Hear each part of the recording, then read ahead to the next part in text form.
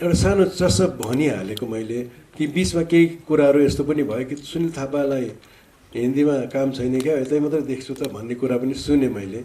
वास्तवमा सुनिल थापा र प्रकाश थापाजी हिन्दी फिल्मको रिनाउन्ड एक्टर हो। भिलेनको रोल उहाँले एकदम नै प्राण साहबहरू जतिको लेभलको एक्टर हुनुहुन्थ्यो र गोल्डन टाइम छोडेर नेपाली फिल्मको लागि आउनुभएको प्रकाश थापा दाईको कहिले पनि ऋण हामीले तिर्न सक्दैनौँ। उहाँको समकालीन चेतन दाईहरू, उहाँले जतिको बिएस थापा दाईहरू जस्तै उहाँले जति गरेर जानुभयो त्यो मार्गदर्शन उहाँहरूको हामी जहिले पनि उहाँहरूलाई सम्झिरहन्छौँ। र सुनिल थापा पनि थुप्रो हिन्दी फिल्म छोडेर, ठुलो फिल्म होइन मतलब ठुल्ठुलो रोल त होइन होला, सानो रोल ठुलो रोल सबै गर्थ्यो उसले, तर नेपाली फिल्म भनेपछि चाहिँ मतलब उसको मनमा के पस्यो एकदम नै नेपाली जसरी पनि हुन्छ वहाँ जान्छु यार नेपाल थियो मनमा उसको। र एउटा तुष्ट रहन्छ सुनिल गयो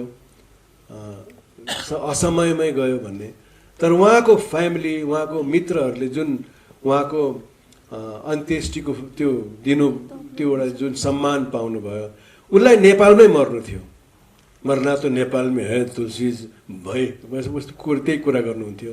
र ऊ नेपालमा आफ्नो देह त्याग गर्यो र अत्यन्तै ठुलो प्रेम सम्मान धेरै सम्मानसित ऊ बिदा भयो र त्यो चाहिँ उहाँको फ्यामिलीलाई एक किसिमको सन्तुष्टि त्यो छ, हामी सबैलाई त्यो छ। र जति पनि हामीले पहाडमा काम गर्दाखेरि मदन कृष्णजी भन्छौँ नि अलिकति शारीरिक अस्वस्थ त्यो भन्ने उसले एकदम नै एउटा तपाईँहरूलाई हेरिसकेपछि फिल हुन्छ कि उसले कति चाहिँ मतलब सशक्त किसिमले आफ्नो भूमिका निभाउनु भयो र सबैजनाले जसले पनि सानोभन्दा सानो रोल पनि सिन्सियरली गर्नुभएको छ, त्यसको लागि म जहिले पनि थ्याङ्कफुल छु। सफलता त एउटा दुईवटा फिल्महरू हिट भयो भने सफल भइन्छ, त्यो सफलता टाउकोमा बोकेर हिँड्नु गाह्रो हुन्छ र सफलता राम्रोसँग बोकेर हिँड्नु भाइ। र जति पनि अहिले डेब्यू गरेको छोरी तपाईँहरू सबैले जति हेल्प गर्नुभएको छ, उमा कहिलेकाहीँ गालीबाली पनि गर्ने गर्छु तर सी इज भेरी गुड। र हामी यसरी एउटा टिम लिएर पहाड आएको छ। यसमा कस्तो छ भने अहिले एउटा कुरा भनिन्छ नि धार, पुरानो धार नयाँ धार। यो पुरानो धारकै मान्छेले नयाँ धारको मान्छेहरूबाट मतलब टेक्निसियन्सहरूसँग मिलेर बनाएको चलचित्र हो र यो यसमा चाहिँ मोहनी लाग्लायो भन्ने एउटा मनमा कहिले पनि गएन त्यो गीत। अन्त यो गाना हामीले बनाउँदाखेरि पनि मोहनी लगाउने भन्ने एउटा शब्द लिएर रञ्जित दाइले राम्रो कम्पोज गर्नुभयो। वा देउताको किरण सुभाष दक्षिणा लगायतका थुप्रै चलचित्रहरूको निर्देशन गरिसक्नुभएका आदरणीय व्यक्तित्व तुलसी घिमिरेको लेखन एवं निर्देशनमा बनेको यो चलचित्र पहाड यही वैशाख 1 गतेबाट प्रदर्शनमा आउँदैछ। दाइलाई धेरै धेरै स्वागत छ अनि सफलताको शुभकामना पनि।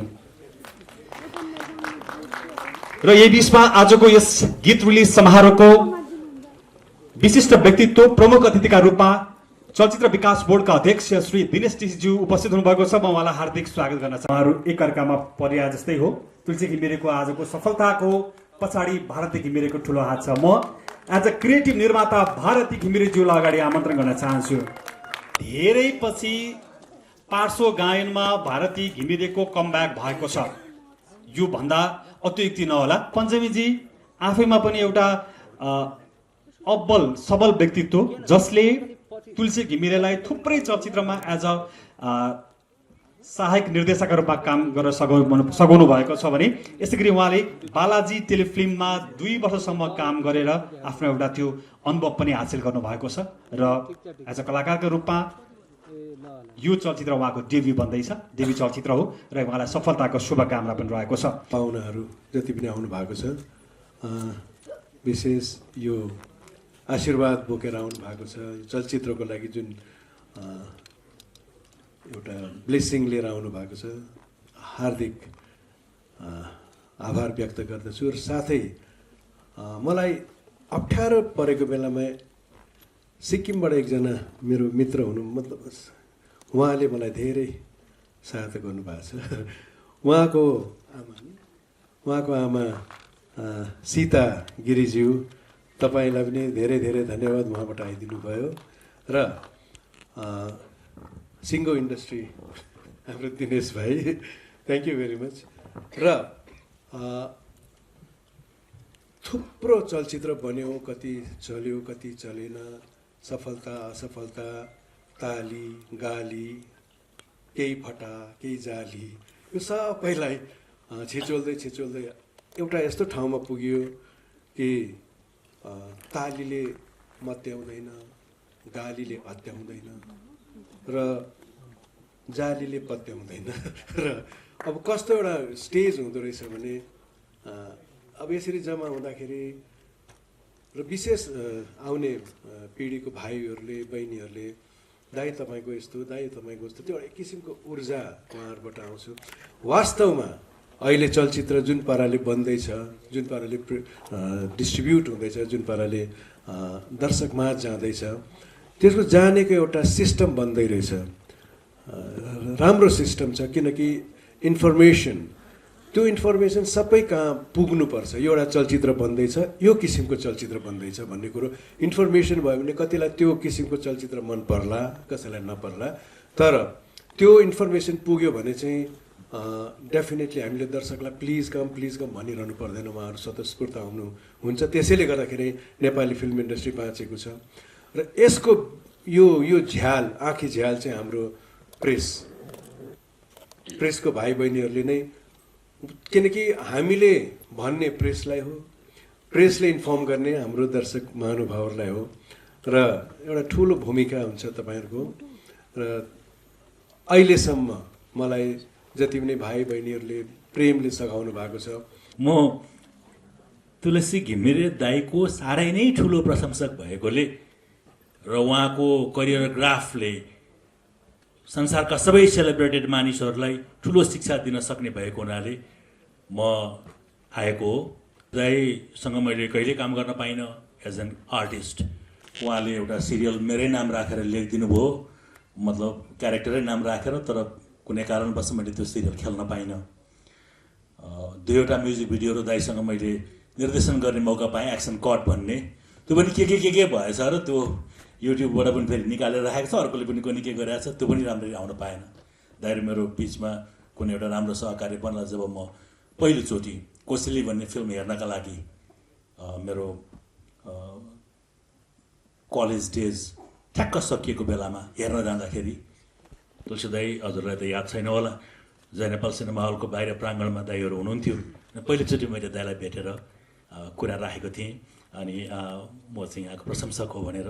र लाउरी जस्ता चलचित्रहरू, मृत्यु जस्ता चलचित्रहरू, दक्षिणा जस्ता कालजयी चलचित्रहरू निर्माण गरिसकेको त्यो मान्छेले करियरको अवरोहन देख्नुभयो, आरोहण देख्नुभयो र कन्सिस्टेन्टली आफ्नो पुरा परिवारलाई यही चलचित्रबाटै दाना छाना नाना प्रदान गर्दै आफूले अभिभावकत्व ग्रहण गरेर थुप्रै नयाँ नेपाली चलचित्र कर्मीहरूको उत्पादन गर्नमा र आजको जुन ठुलो पिच बाटोबाट एउटा यात्रा गरिरहेको छ नेपाली चलचित्र क्षेत्रले, त्यो बनाउनका लागि, गोरेटोलाई फराकिलो बनाउनका लागि आफ्नो जन्मभूमि छाडेर यसलाई कर्मभूमिलाई र आफ्नो यो सांस्कृतिक पहिचानलाई विश्वभरि पुर्याउनका लागि उहाँले गर्नुभएको योगदान जति नै प्रशंसा गरे पनि कम रहन्छ।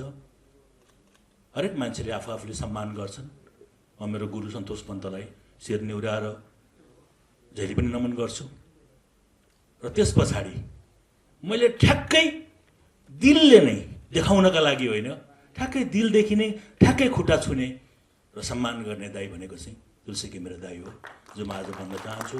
र उहाँको त्यो कन्ट्रिब्युसन देख्ने बित्तिकै उहाँले गरेका एडिटिङ, उहाँले बनाएका कथाहरू, उहाँले बनाएका गीतहरू, उहाँले दिनुभएका थुप्रै कलाकारहरू र छोड्न लाग्नुभएका लिग्यासी। आज छोरी त्यही फिल्डमा छ, दुवै छोरीहरू त्यहाँ हुनुहुन्छ, भाउजू त त्यहीँ हुनुहुन्थ्यो नै। उहाँको पुरा परिवारै नेपाली चलचित्र र कलाको संस्कृतिको लागि लागि परेको त्यस्तो एउटा चाहिँ परिवारलाई सम्मान एउटा छँदैछ।